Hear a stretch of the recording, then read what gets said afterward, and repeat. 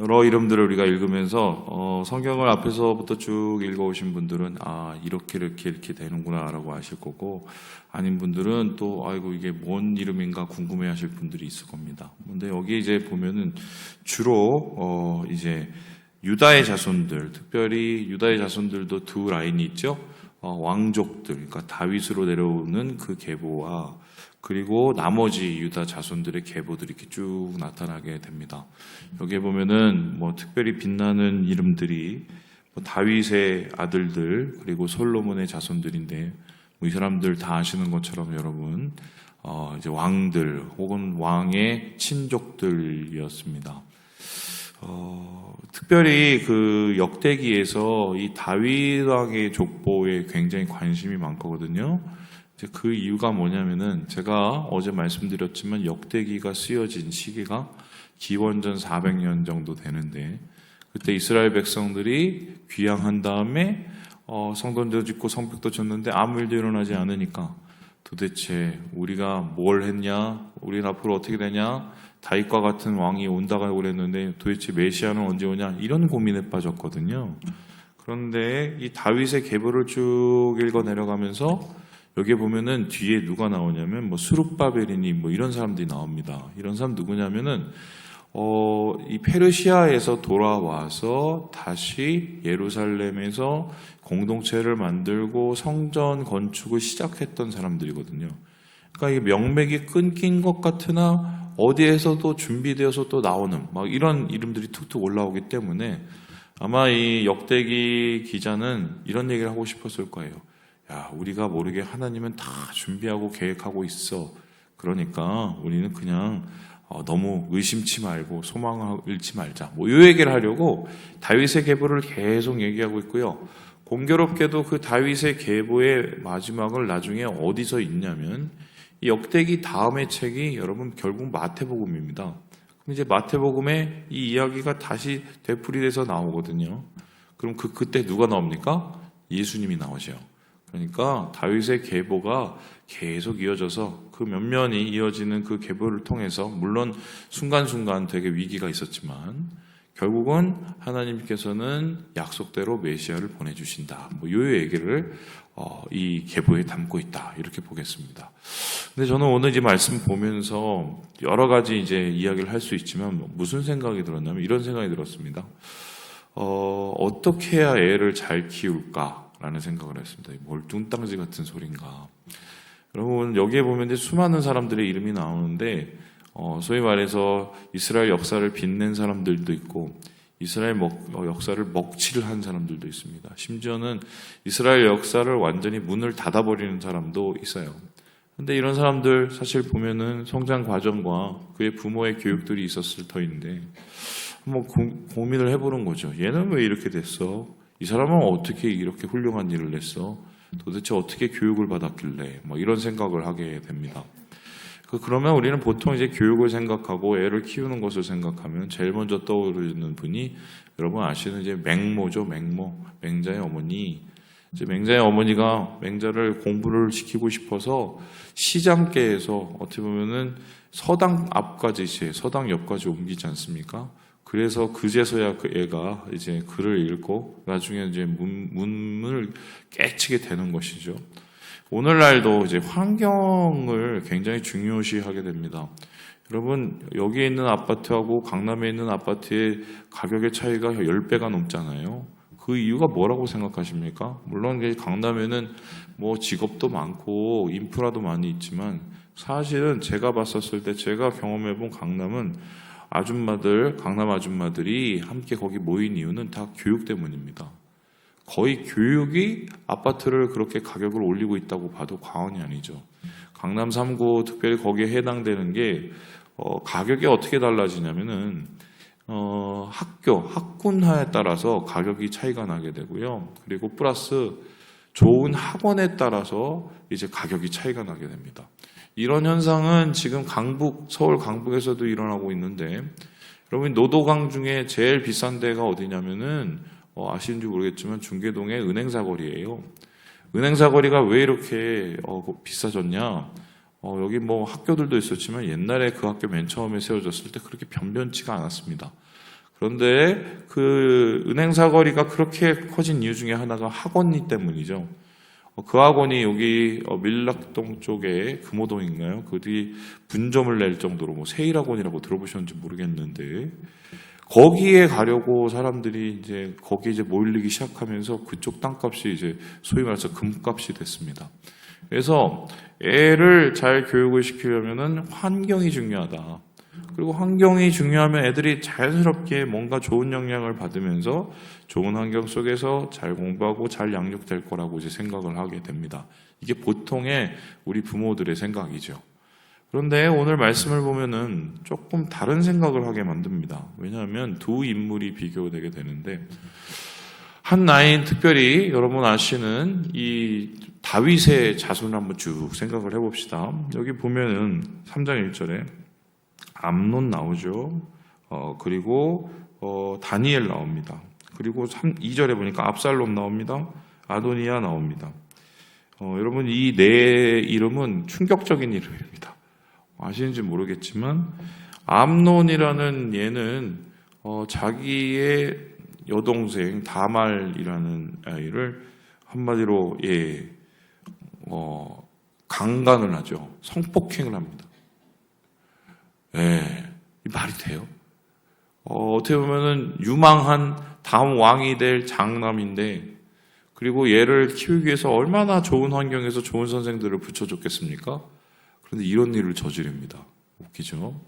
그리고 여기에 보면은 누가 또 나오냐면은 압살롬이라는 남자애가 나오죠. 이 아이는 어떻게 보면은 머릿결이 굉장히 좋고, 그냥 샴푸를 안 해도 완전히 최고의 머릿결, 그리고 얼굴도 엄청 잘생긴 소위 말해서 훈남에, 거기다가 사람들의 인기도 받는 좋은, 소위 말해서 가문에서 태어나서 좋은 환경에서 자라난 애입니다. 그런데 어떡합니까? 자기 형제 죽이고 자기 아버지도 죽이려고 했던 말 그대로 이 뭐 천륜을 어긴 인간이죠. 그래서 제가 이스라엘에 갔었을 때 이제 골짜기, 흰놈 골짜기라는 데를 이제 갔는데, 거기에 보니까 이제 뭐 여러 선지자들의 무덤도 있고 그런데 한 곳에 이제 되게 초라하지만 사람들이 거기 몇 명이 모여 있는 데를 갔습니다. 그래서 제가 이제 거기 계시는 선교사님한테 여기가 어디냐고 물어봤더니 뭐 웃더라고요. 해서 알고 싶냐고 해서 저분들이 뭐 알고 있는 것 같냐고 했더니 아버지가 애를 데리고 와서 그 앞에서 막 뭘 설명을 하고 있더라고요. 그래서 뭔지 봤더니 거기가 여기 보는 압살롬의 무덤이에요. 압살롬의 무덤에 아버지가 데리고 가서 무슨 설명을 하냐? 너 저렇게 아버지한테 까불면 저렇게 다 죽는다. 요 얘기를 교육을 시키는데요, 거기. 어떻게 보면 이런 좋은 환경 속에서 이런 애가 낳고요. 그 다음에 여기 아도니아라는 이 친구는 나중에 이제 솔로몬하고 붙어서 소위 말해서 이제 정권을 가지고 놓고 권력을 가지고 놓고 아주 그냥 나라를 혼란케 하고 어렵게 만든, 여러분 다윗이 그 당시에 이스라엘에서 최고의 환경 속에서 자라났는데 첫째, 셋째, 넷째가 다 이 모양이었습니다. 제대로 된 애가 한 명도 없었어요. 그리고 여기 뒤에 보면 또 재밌는 게 뭐냐면은, 여러분 아시는지 모르겠지만 여기에 이제 왕들의 이름이 쭉 나오지 않습니까? 이 왕들의 이름 중에서 여러분 뭐 생각나는 이름들이 있는지 모르겠지만 저는 이게 13절이 딱 눈에 지나치는데요. 그의 아들은 아하스요, 그의 아들은 히스기야요, 그의 아들은 므낫세요. 여러분 아하스, 히스기야, 므낫세, 이게 이제 핑퐁이죠. 이게 무슨 소리냐면, 아하스 그래 좀 괜찮은 왕 표현이 좋겠고, 그 다음에 히스기야요. 그리고 므낫세는 최악의 왕이었습니다. 그런데 신기한 게 최고의 왕 다음에 최악의 왕이 나옵니다. 하나님을 가장 높이 섬겼던 히스기야 다음에 정말 우상숭배의 제일 최정점에 올라갔던 므낫세가 나옵니다.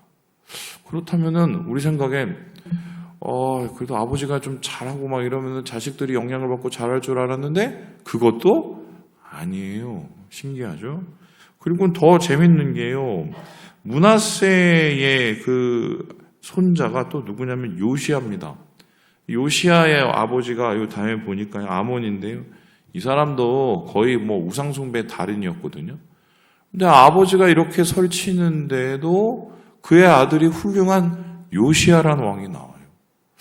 도대체 그러면 자녀를 어떻게 교육을 해야 되는 거야? 이게 쉽지요. 이제 그런데 여기에 대해서 해답 아닌 해답을 우리가 오늘 하나 발견하는데, 여러분이 잘 아시는 누구냐? 야베스라는 사람입니다. 야베스는 여러분 한 번은 들어보셨을 거예요. 야베스의 기도 뭐 우리 찬양도 하고 막 이러는데, 사실 이 야베스에 대한 기록은 그렇게 많이 없습니다. 오늘 여기 보니까 딱 두 줄이 전부입니다. 우리 함께 같이 한번 읽어볼까요? 우리 10절의 말씀을 같이 한번 읽어보도록 하겠습니다. 시작. 야베스가 이스라엘 하나님께 아뢰어 이르되 주께서 내게 복을 주시려거든 나의 지역을 넓히시고 주의 손으로 나를 도우사 나로 환난을 벗어나 내게 근심이 없게 하옵소서 하였더니 하나님이 그가 구하는 것을 허락하셨더라. 여러분 잘 아시는 야베스의 기도. 야베스가 큰 꿈을 품고 하나님 지경을 넓혀 주십시오, 복을 주십시오 라고 기도를 했었을 때 하나님께서 그의 계속적인 기도를 들으시고 그로 더불어서 환난에서 벗어나서 하나님께서 그의 기도대로 그를 유력한 자로 삼아주셨다. 말 그대로 복을 받았다. 그래서 우리도 기도를 야베스처럼 하나님 앞에 소망을 가지고 큰 비전을 가지고 기도를 하면 하나님께서 이렇게 놀라운 응답의 역사를 주신다. 여러분 잘 알고 있는 야베스의 기도입니다. 진짜 그럴까요? 네. 야베스의 기도가 그 얘기를 하려고 이렇게 써놨을까요? 진짜 야베스의 기도의 비밀은 거기에 있는 게 아닙니다. 요 바로 앞절이 되게 중요합니다. 우리 함께 9절의 말씀도 같이 한번 읽어보도록 하지요. 시작. 야베스는 그의 형제보다 귀중한 자라 그의 어머니가 이름하여 이르되 야베스라 하였으니 이는 내가 수고로이 낳았다 함이었더라. 지금 이 야베스의 처음에 출발을 기록하고 있는데, 야베스는 귀중한 자라, 귀중한 자가 하면 유력한 사람이다, 그 사람 중에 존경받는 사람이다, 대단한 사람이다, 뭐 이렇게 해석이 되지만 그의 출생을 가리켜서 뭐냐면 어머니가 낳을 때 수고로이 낳았다, 굉장히 고생하면서 낳았다라고 얘기를 하고 있습니다.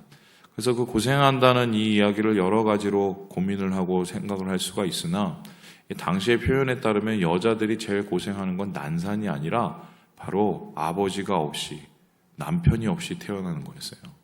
왜냐하면은 지금도 여성들이 사실은 밥 벌어먹기가 살기 힘든잖아요. 우리나라는 그래도 성평등이 어느 정도 이루어졌다고 하는데도 사실 여성들의 유리천장들이 있지요.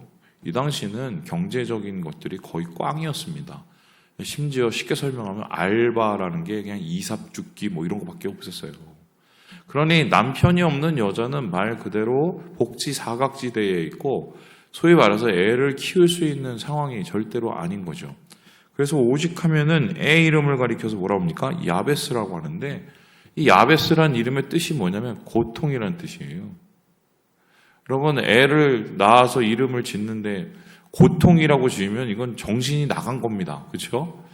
저는 이제 예지하고 요셉이 이름을 어떻게 줬냐면, 요셉이는 저희 장인어른이 줬는데, 미국에 가서 애를 낳았으니 애굽에 가서 총리가 되는 것처럼 요셉이 되라 뭐 이렇게.